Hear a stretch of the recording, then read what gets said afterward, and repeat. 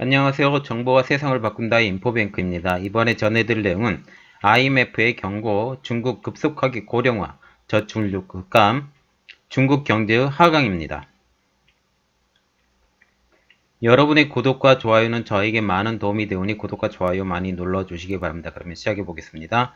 이번 주제는 IMF의 경고, 중국 급속하게 고령화, 저출육 급감, 중국 경제의 하강. 이 배경이 되는 것은 미중 무역전쟁과 고령화가 있습니다. 중국이 올해 경상수지 적자를 예상을 하고 있어요. 국제통화기금 IMF에 의하면 중국이 저축률 급감으로 25년 만에 경상수지 적자가 일어날 것이다 라고 지금 말을 하고 있습니다. 그러면 중국이 지금 성장하는 그 배경에는 IMF 가입이 있었는데요. 중국이 어떻게 IMF에 가입됐는지 알아보겠습니다.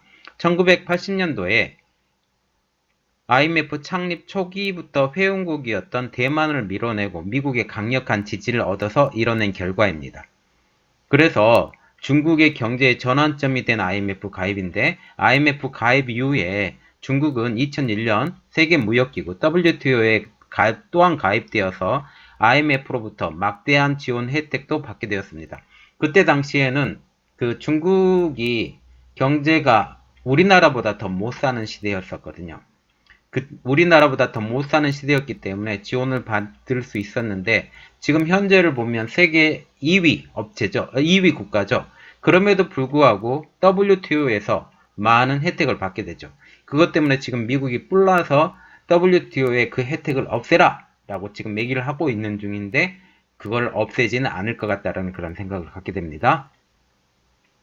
그러면 중국의 WTO 지원의 효과를 한번 보면 WTO의 지원에 힘입어서 자본 지출을 GDP의 43.9%, 1999년도입니다. 에서 43.2%로 증가시키며 10년 만에 이렇게 10% 이상 증가를 시켰죠.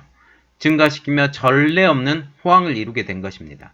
그리고 또 다른 중국 성장의 원인이 하나가 더 있는데요. 높은 저축률입니다. 중국의 저축률은 같은 기간 GDP의 36%에서 52.3%로 급증하게 됐습니다. 즉, 거액의 자금을 국내 금융시장에서 손쉽게 조달하게 된 것이죠. 높은 저축률을 갖게 되면 그 돈을 가지고 국내에 돈을 돌릴 수 있는데 만약 저축률이 낮게 되면 어떻게 돼요?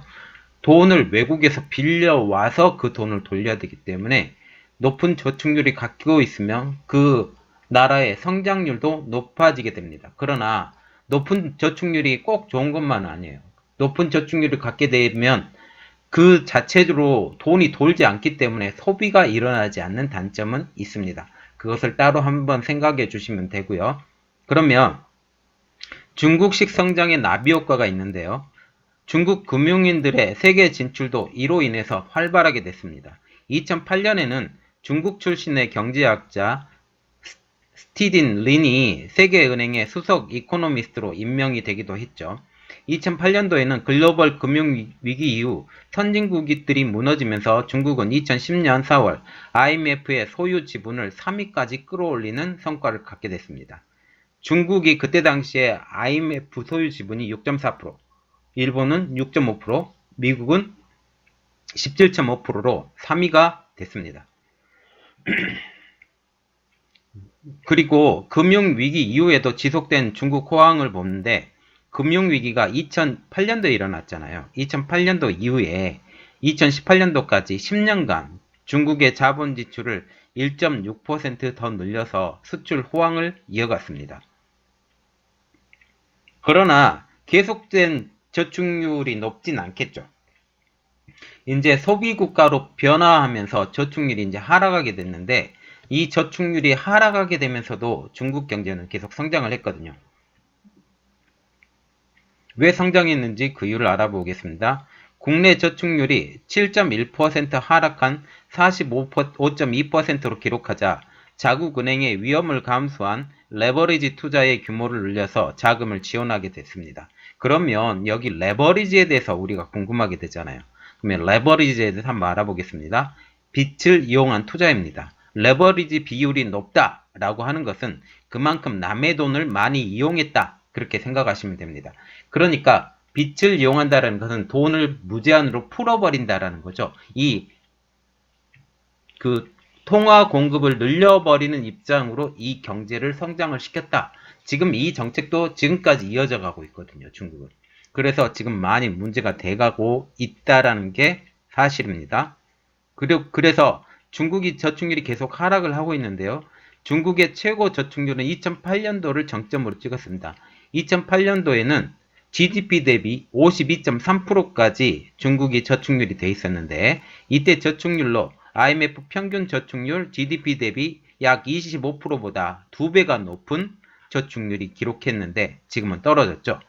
지금은 계속 하락할 것으로 전망을 하고 있고 이것은 아직 공식적인 발표로는 나오지 않은데 그럼에도 불구하고 많이 떨어졌다. 왜? 지금 소비국가로 빠져갔기 때문에 이렇게 떨어지고 못 사는 사람들이 점점 늘어나고 상위 격차가 점점 늘어나게 되면서 이렇게 저축률이 하락하게 된 것입니다. 그러면 중국의 저축률 하락의 주요 원인을 보면 지구상에서 가장 빠른 고령화 국가가 됐다라는 겁니다. 그리고 이 고령화 국가가 왜 됐냐 하면 중국의 노인 인구가 2050년까지 35%까지 증가를 한다고 합니다. 이것은 독일, 일본, 프랑스, 영국의 총 노인 인구를 합쳐놓은 수보다 더 높은 숫자가 된다라는 겁니다. 그러면 중국의 고령화가 빠르게 진행된 이유를 한번 볼게요. 중국이 50년간 시행한 한자녀 정책이 그 베이스에 깔려 있습니다. 중국에 결혼한 젊은 부부 한 쌍이 평균적으로 현재는 은퇴한 성인 4명을 부양을 떠나야 될 심각한 부양 문제까지 지금 오르게 된 것입니다. 그로 인해서 중국의 개인 저축률이 하락이 됐는데요. 그 영향은 또 있는데 소득 불균형을 제한하기 위해서 사회 안전망에 더 큰 비용을 지출하게 됐고 중국이 더는 수출을 늘려 현금을 보유하는 방식으로 국제 수지 적자를 면할 수 없게 됐다라는 게 가장 큰 원인이 되겠죠. 그러면 왜 계속해서 증가했던 중국의 수출 비중이 낮아졌을까요? 세계 전체에 차지하는 수출 비중 비교를 보면 2001년도 같은 경우는 WTO에 가입하는데 약 4% 정도를 중국이 수출로 감당을 했습니다. 그런데 2017년도 같은 경우는 13%를 중국에서 만들어진 제품으로 수출로 감당을 했죠. 즉 16년 동안 3배 이상 증가를 했는데 이 수출 비중이 감소를 하고 있어요. 중국은 현재 세계 최대 상품 수출국이지만 2016년과 2017년도를 비교를 해보면 세계 수출 비중은 사실상 감소하고 있는 입장이고 지금 현재 미중 무역 분쟁으로 그 중국에 있는 회사들이 특히 공장들이 해외로 빠져나가면서 수출 비중이 점점 줄어들고 있는 입장입니다. 그래서 중국의 세계 전체 수출 비중의 감소 원인을 자세히 이제 바라보면 노동자들의 가치의 증가를 위해서 원유가 수입이 되고 두 번째로는 반도체 수입이 늘어서 이 두 가지로 중국의 국제 수지에 부정적인 영향을 끼치게 되는 겁니다. 이 노동자들의 가치가 증가를 한다라는 그 이유는 한번 보면 우리가 노동집약적 산업이 있잖아요. 이 노동집약적 산업에서 이제 벗어나려고 하는 중국입니다. 이 벗어나게 되면 어떤 게 돼요? 노동집약적 산업이 아닌 산업으로 지금 탈바꿈되어 가고 있는 상태입니다.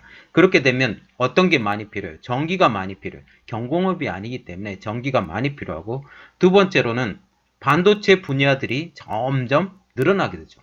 그러면 반도체 핵심인 D램, 그리고 플래시 메모리, 그리고 비메모리 반도체 이런 것들이 많이 수입해서 사용할 수밖에 없기 때문에 이것에 대해서 많이 수입을 해서 국제 수지에 부정적인 영향이 된다고 합니다. IMF에 의하면 2016년부터 2018년도 비중을 보면 원유 수입 비용이 80%나 그 전보다 늘었다. 그리고 반도체 수입 비용은 60%나 급증했다. 라고 지금 말하고 있습니다. 이 두 품목의 총 비용이 3,800억 달러에서 5,600억 달러로 껑충 뛰게 된 거죠. 그래서 IMF에서 지금 중국에 대한 결론을 내리고 있습니다. 중국의 저축률 하락으로 경상수지 적자가 최소 2022년까지 계속 확대가 될 것이다. 하락이 확대가 될 것이다. 그래서 지금 중국이 쓰는 정책 있죠. 어떤 정책이면 중국 제조 2025. 특히 반도체 굴기.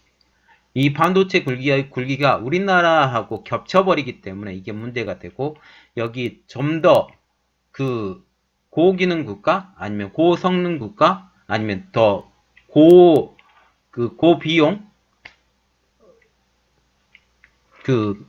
좀 더 기술 집약적인 산업을 만들게 하기 위해서는 반도체가 반드시 필요한데, 이런 반도체 굴기를 지금 나가게 된다라는 것입니다. 자, 이 내용을 보시고 내용이 좋았다면 구독과 좋아요, 알림 설정까지 좀 부탁드리겠습니다. 여러분들을 위해서 더욱더 노력하는 인포뱅크가 되도록 노력하겠습니다. 감사합니다.